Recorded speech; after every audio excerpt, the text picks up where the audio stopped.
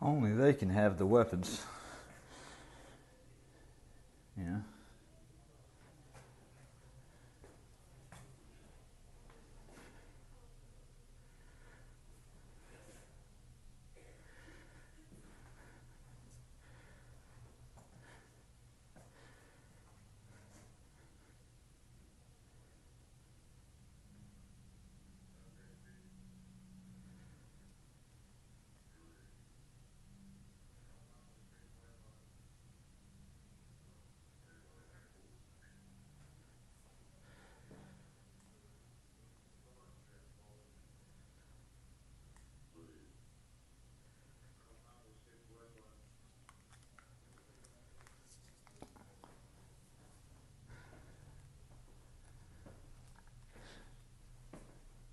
Well, Sean Tyndale.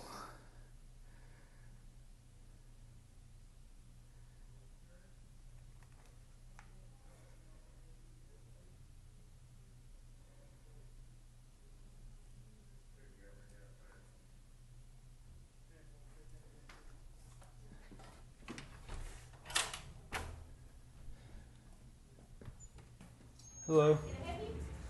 Yeah, is there a supervisor I could speak with? Sir, I got Captain. Hey, Captain. Hey, I was wanting to talk to you about something. Get your opinion or get your feedback on it. Okay. So, if somebody is, let's say, somebody's peacefully protesting on a public sidewalk, and somebody walks up to that person and I guess doesn't like the fact that they're peacefully protesting and strikes that person, hits them, would y'all make an arrest for that? If that happened in our presence, I mean, yeah, there's a possibility an arrest could be made. There's a possibility. What possibility would it not be made? If it wasn't in our presence? Yeah, no, I'm saying if it was in your presence. You're just saying if it was in your presence. So, in what situation would that not be an arrest made? Would that? If it wasn't in our presence is what But we're it- getting at. So, in other words, if it didn't happen in front of me All right. or any other law enforcement officer, then it would be the person that got hit file their own charges through whatever court had jurisdiction. Okay. But yeah, if an assault occurs in the presence or any other violation. And being a law enforcement officer, it's part of y'all's sworn duty to, if you observe a crime occurring, to Constitution, yes, sir. under the Constitution. Okay. So here's where I'm getting at with this. Are you aware of an incident that occurred on July the 3rd? Not here, but in the state of Mississippi. I don't think so. Okay. Well, so what happened was I was outside of the governor's mansion on a public sidewalk. I was peacefully exercising my right, freedom of speech, freedom of the press, and one of your highway patrolmen, state troopers, that was on the guard shack duty, got extremely triggered and told me that I would have to take my stuff and go across the street. And I said, no, I'm not doing that. I'm on a public sidewalk. And he came out the gate and charged at me and chased me out into the road and told me that he did not give a fuck about the First Amendment. That was his exact words verbatim. Then I asked for a supervisor because I wanted to make a on-site complaint. And a supervisor by the name of White. It's a black gentleman with glasses, probably late 40s. He showed up, and basically it was gaslighting. Like, well, what did you do to cause the trooper to do that? I didn't do anything. Okay. Well, I stood my ground right there and said, look, I'm on the public sidewalk. The trooper that came at me before, He put his hat on and put his gun belt on. Came back to the gate, came out the gate, came at me, and I said, "You're going to stay away from me."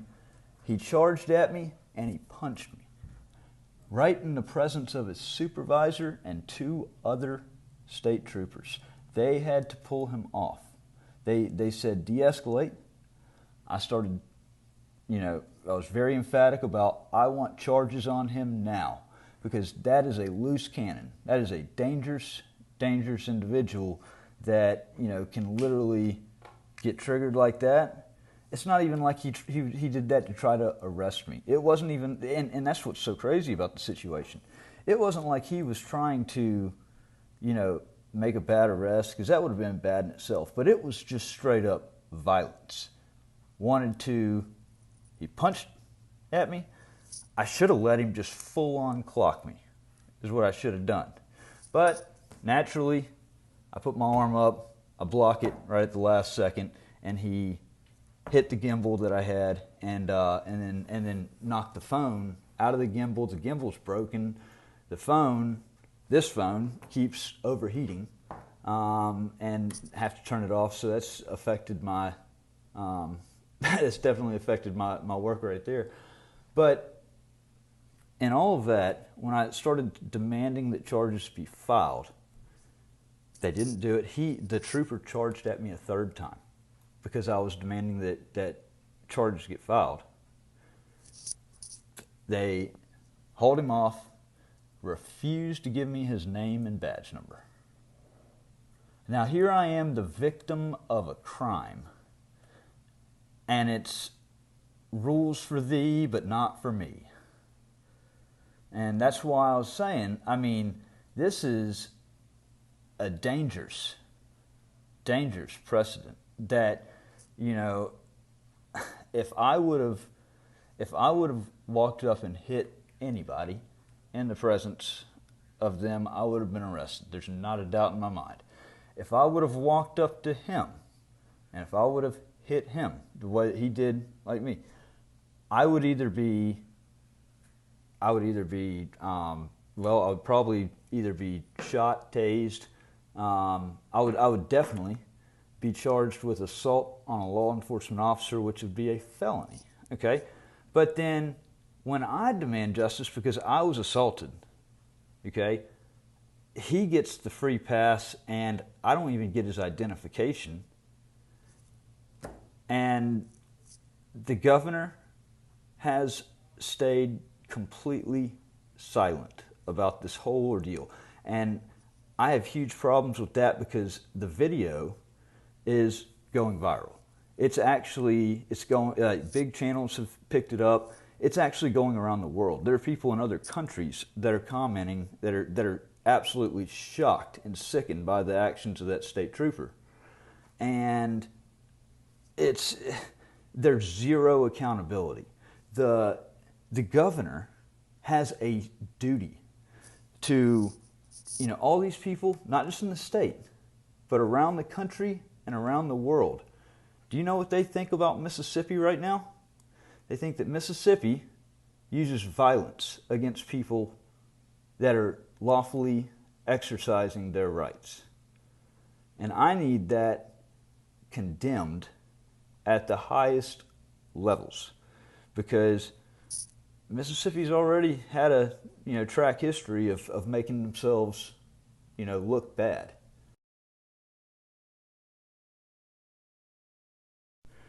And here, I can't even get anybody to denounce the actions of that trooper.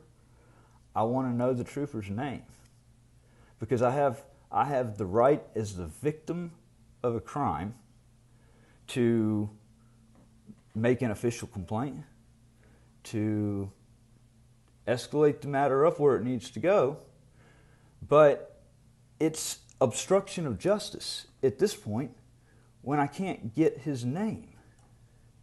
Has anybody explained to you your QR complaint process? No. This that you've got right here in front of you? Okay. That is a QR that will take you to essentially a part of the DPS website page, and allows you to file a complaint on any DPS employee. And whatever information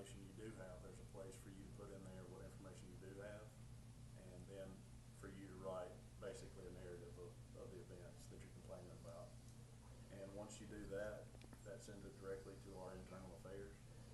They determine what facts that they can.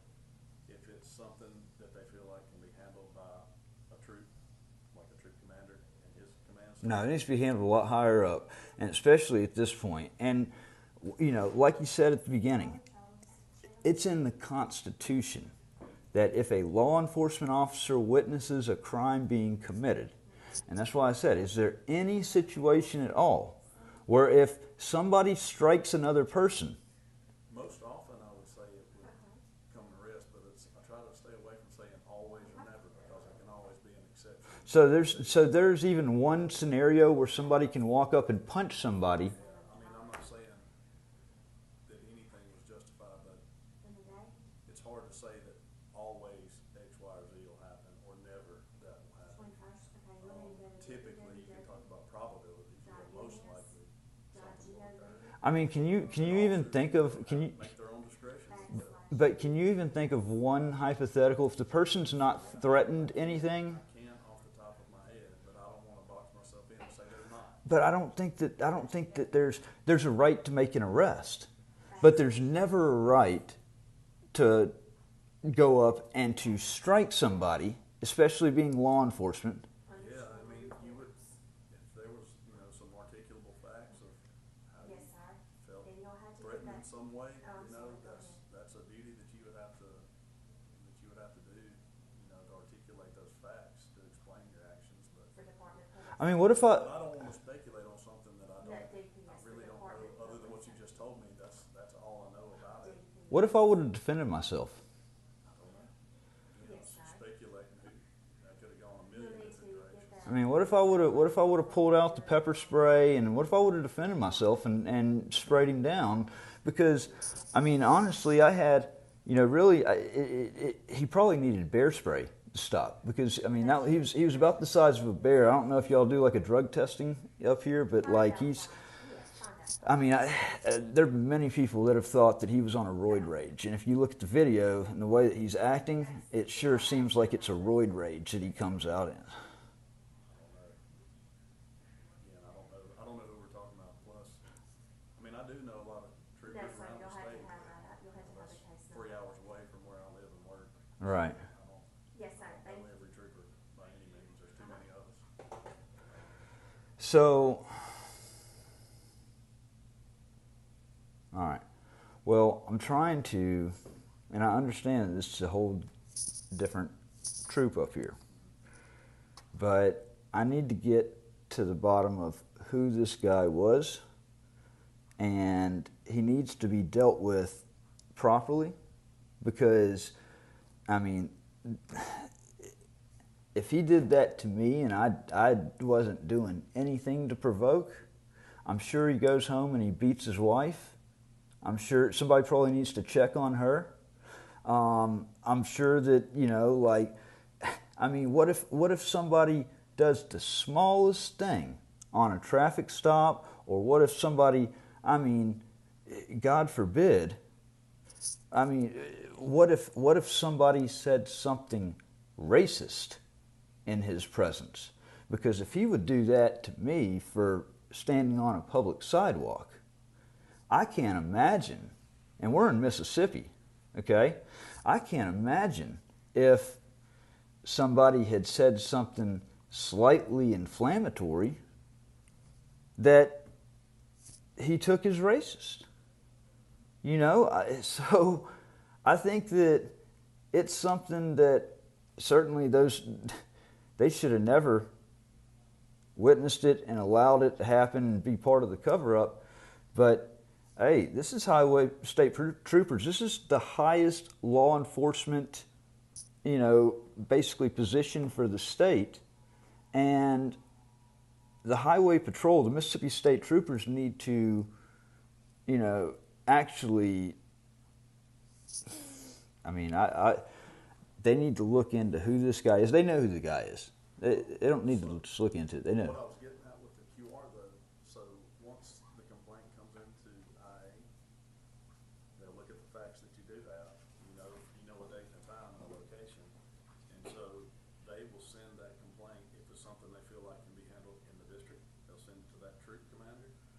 Or if they think it's something serious enough that it warrants a full internal affairs investigation, internal affairs will just handle it from start to finish themselves.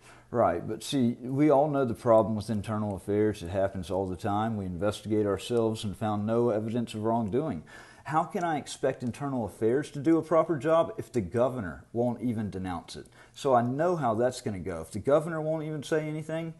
I would disagree with you, because we've had some QRs around the state that have been investigated and they've been addressed properly. So it's not always the case that we, as you said, we investigated ourselves and found we did nothing wrong. I can promise you that's not what happened. But the difference, You might feel that yeah. way. Well, I haven't really had any experience that's made me think otherwise. And you know, the problem here in this particular situation is when you have the top guy at the top of the totem pole that's refusing to denounce it and ultimately playing into it himself, because he didn't want me there because I was exposing something that he did wrong. That was bad. So he wanted to be gone. So there's no recourse at the state level if, like, nobody's going to hold internal affairs accountable if they make the wrong decision because the governor is condoning it. Well, obviously I can't speak for Governor Reeves. Obviously I can't. But I can just tell you, based on my experience and how we handle QRs, that's our process. Right. We expect our troopers to hold themselves to a high standard. Again, I'm one troop commander in one troop, but it starts at the top. And we investigate every QR complaint that comes through, no matter how minor or how major. And we send it up through our legal channels. You got internal affairs involved. If it's serious enough, we've got a whole legal division that looks at it. And then eventually our lieutenant colonel and colonel. And that's our in-house chain of command. If it's something that they feel like they couldn't handle, that's what the commissioner is there for, and then ultimately the governor. So I can only control the things that I can control, right? How many trainings do y'all do on y'all's troops over here? I mean, what? How often do y'all do trainings with your formal trainings? We do some minor trainings. Usually we'll have something at a district meeting, which we have every month. It can be something minor, talking about, policies or any updates that we might need to go over. But then we also have in-service training that we do as an agency, that's like driving, firearms, defensive tactics, those things that have to be qualified on every year. And so it's pretty regularly. And then of course there's outside training that troopers can seek, at different places that offer law enforcement training. Like street cop? Say again? Like street cop? I don't know. You know, the guy that was teaching I think it's called street cop. Street cop trainings. Okay, I'm not familiar with that. Okay. But anyway, they can go to outside training as well. So we do a good job of training, I feel like. And even, like I said, sending guys to outside training, to not our own in-house people. So we, when the funds are available, and a lot of it costs money. So we try to send them to as much as they want to go to classes that they're interested in doing. Right. So we try to keep everybody trained. Of course, training is a good thing, and you'd always like to have more of it. Right. Resources being limited, you do the best you can with what you got. Right. That's what we try to do. Well, okay, so how often do y'all do constitutional training? We specifically, I couldn't give you a specific answer, but I do know that we'll have refreshers. Our legal team will come in periodically, especially if we've had some new legislation take effect, or if it's changed, some old legislation that's changed.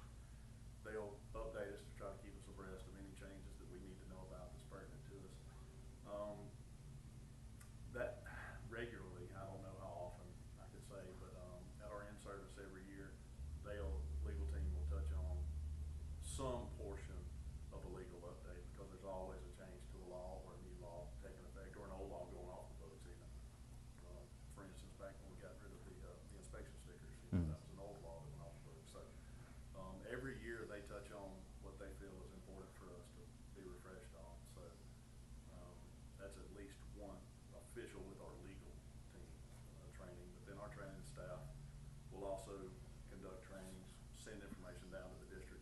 Right. for us to disseminate. So it's a wide variety of training opportunities that we have. Got you. Now, one other thing, and this was actually brought to my attention earlier on the phone, and it was something that I was absolutely just shocked. I was floored to hear this. I was advised, and I was actually advised by an attorney on the phone, that Mississippi Highway Patrol is a little bit different, a lot different, from any other law enforcement agency of the state, in that Mississippi Highway Patrol are not liability insured. So if something happens, it doesn't come back on the state of Mississippi. It actually is on the trooper themselves, and the legislation did it that way just basically to kind of keep them, from having to address that in a current session. So is that true that there's no liability insurance policy on a state trooper? I haven't been told that, but I'd hate to say yes or no and not be correct. Okay. I haven't heard what you just said. Yeah, an attorney actually told me that today, and I was shocked because, once again, it gets back into the rules for thee but not for me. Who in the hell does the state of Mississippi think they are to say, okay, well, we're not going to insure our law enforcement officers if they or a certain branch, the highest ones, if they violate the rights of a citizen or if they cause bodily harm. The state of Mississippi is not going to be responsible for their actions, but we, the state, are going to make you, the citizen, go and get liability insurance on your car. And if you don't have liability insurance on your car, we're going to extort from you and then suspend your license and possibly give you jail time.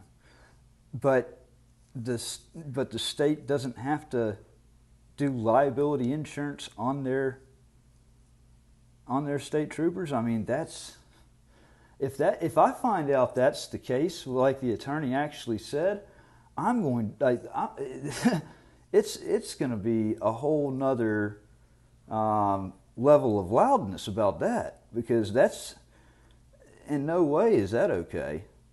Because here I'm a injured party. My gear has been destroyed, and I was physically assaulted, and this state trooper gets the free pass, and then I'm finding out that he probably wasn't insured by the state of Mississippi.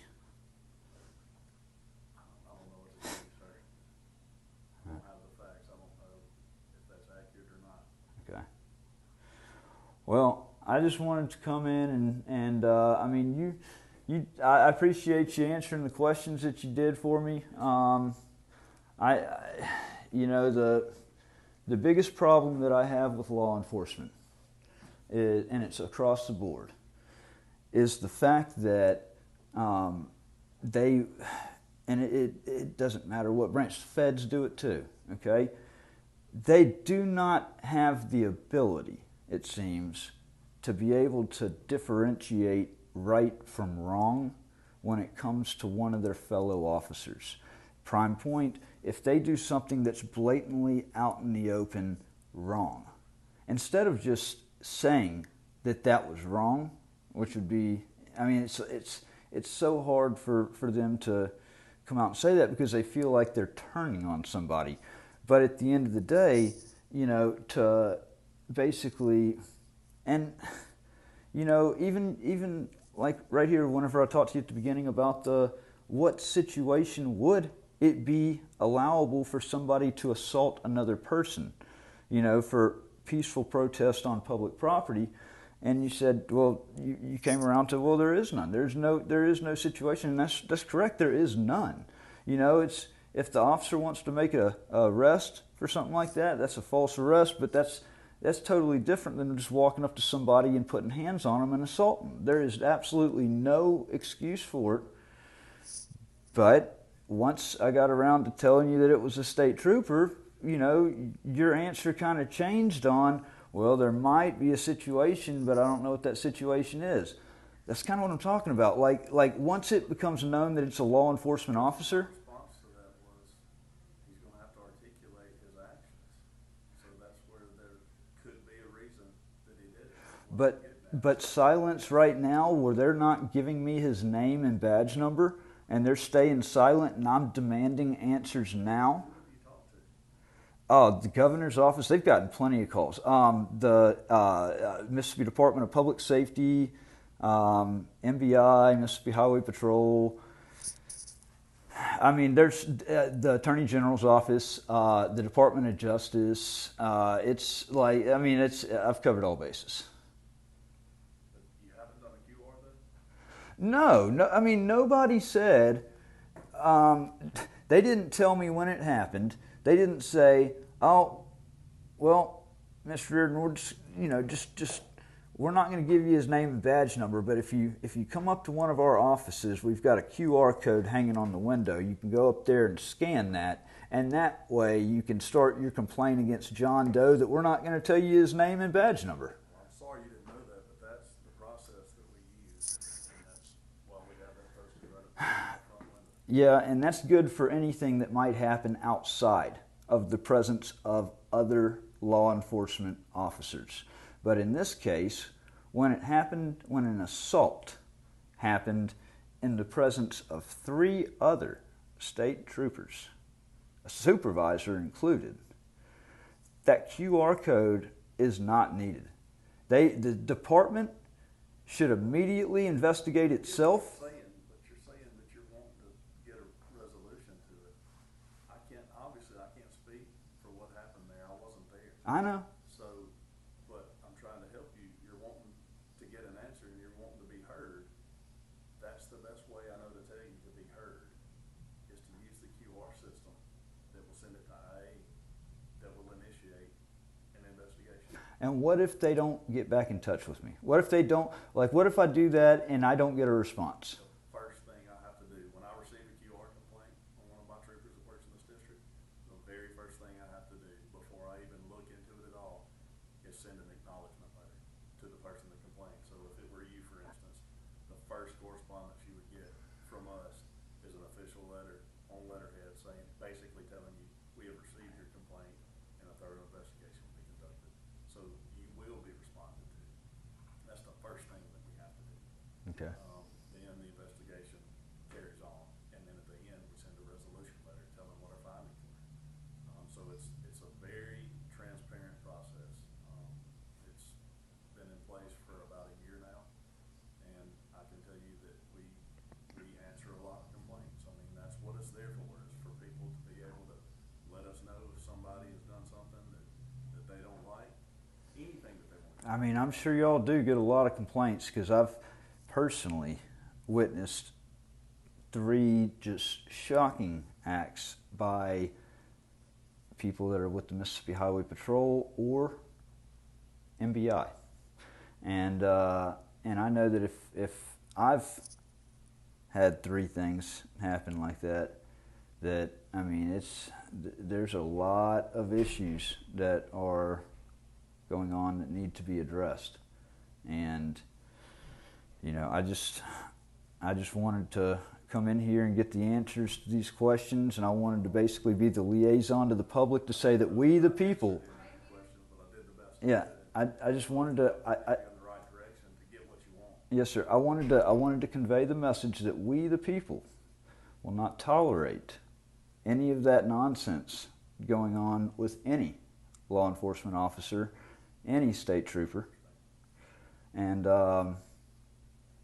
I would suggest that the Mississippi Department of Public Safety get on this issue. While I'm here, is there any way that I can get a print-off of each of the officers at your command without having to go the public record route? You don't have to go the public record route before we disseminate all that information. But it's public information. That's right, but we still have to run it through our legal team before we send it out. Yesterday I got an email from an attorney's office about a case. Still have to send it through our legal team for them to approve it before we can push it out. So if they're good with it, I don't have a problem at all giving it to you. Oh, I mean, they can't say no to it. I mean, if somebody asks for a list of the officers, they cannot block that for any reason. But I mean, the only thing that they can do is basically try to drag the process out, like things like this instead of getting it on site, you know, sending the. The thing I'd like for you to consider is, you know, I work here, and I've got rules that I've got to follow. And so, that's what I'm trying to do. You know, I'm trying to be helpful to you, but at the same time, I've got to do my job the way I have to do my job. I hope you can appreciate that. I was just saying for citizen safety, you know, because I just want to know who is. For civil rights than me. Yeah. You know, that's what my job is all about. You know, being in law enforcement. And so I try to do my job the best that I can. That's all I ask for the troopers under my command, to do your very best. Are mistakes made at times? Of course. We're human too.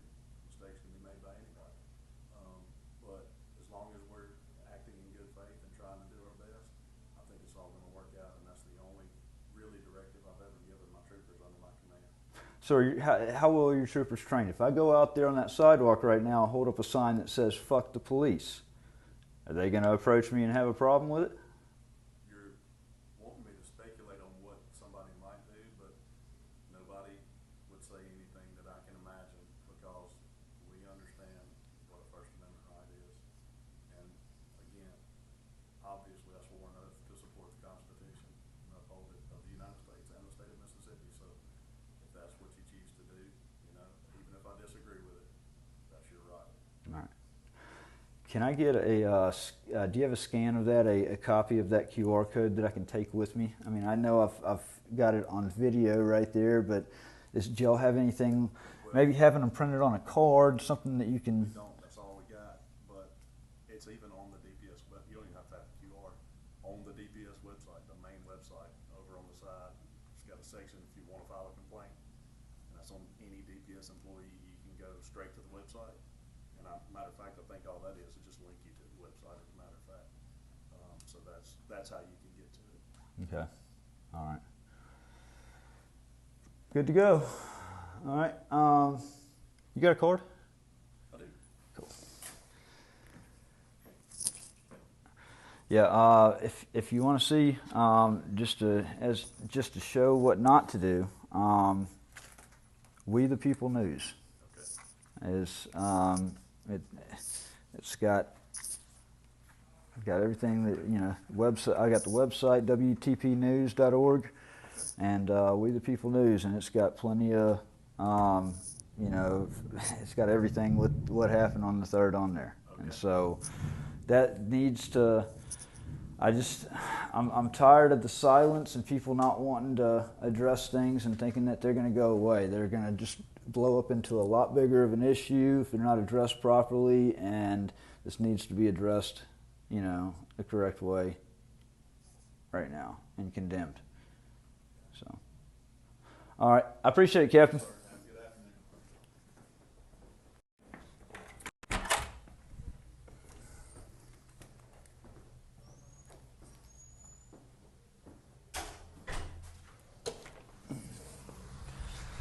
All right.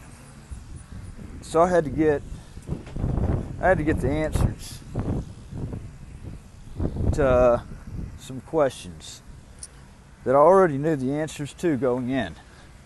But once again, I had to just get a few more acknowledgments and admissions. I can get those until they find out that it was a state trooper that did it, and then they want to all of a sudden kind of backstep it and say, well, there might have been a situation where it could have been.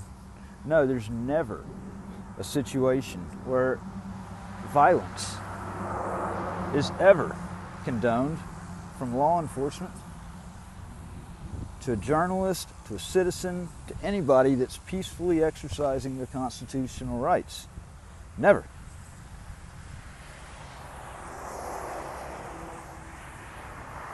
Alright, so I've got a lot of trolls in here. Mods, I hope y'all are, mods that are in this chat, go ahead and start taking the trolls out one by one. Permanently block them. Permanently. Get them out of here. Every single one of them. Let's see, take this asshole out.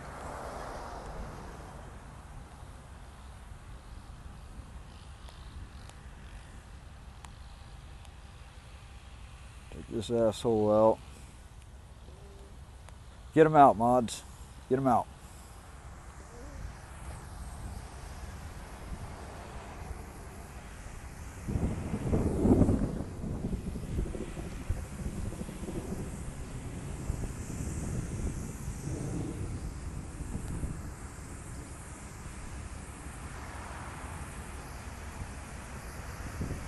Yeah, I know. The funny thing is, it's a lot quicker for me to just click one button and permanently block them than it is for them to go in and create another sock account.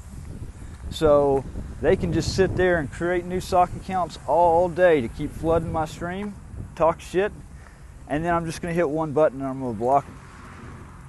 So who's really winning and who's really losing at the end of the day?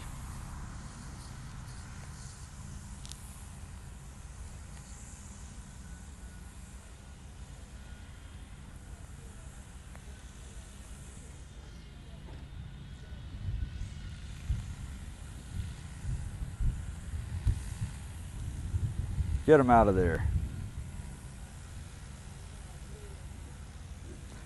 Man, there's some...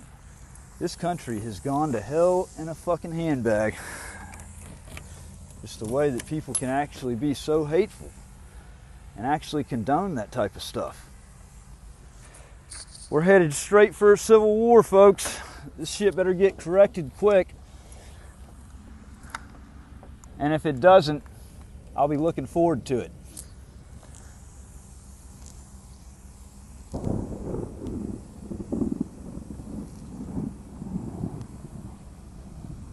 Alright, I'm going to go ahead, since I only got one mod in here and she's busy, I'm going to go ahead and cut this live stream so I can say fuck you to every single troll and bootlicker in here. Yeah, see what we got.